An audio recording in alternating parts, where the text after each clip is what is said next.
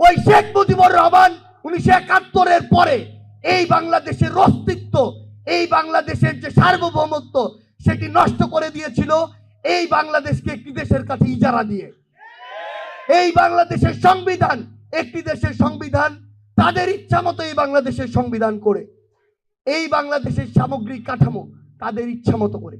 বিবেকবোধের জায়গায় যদি আমাদের মনে হয় যে কেউ আপনারা এই অভ্যুত্থানের স্পিরিটের সাথে বিশ্বাসঘাতকতা করছেন, ইভেন প্রফেসর ডক্টর মোহাম্মদ ইউনূসও যদি হয়, আমরা তাকেও ছেড়ে কথা বলবো না।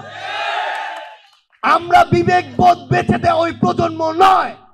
বিবেকবোধ বেঁচে দেওয়া প্রজন্ম হলে আমার পাশে থাকা বিশ্বের অন্যতম পরাশক্তি ভারতের দালালি করতাম আমরা, কিন্তু আমরা তা করি না, করব না। আমরা আমাদের জায়গা থেকে স্পষ্ট করে বলেছি, পৃথিবীর যে কোনো দেশের সাথে আমাদের সম্পর্ক হবে সমতার,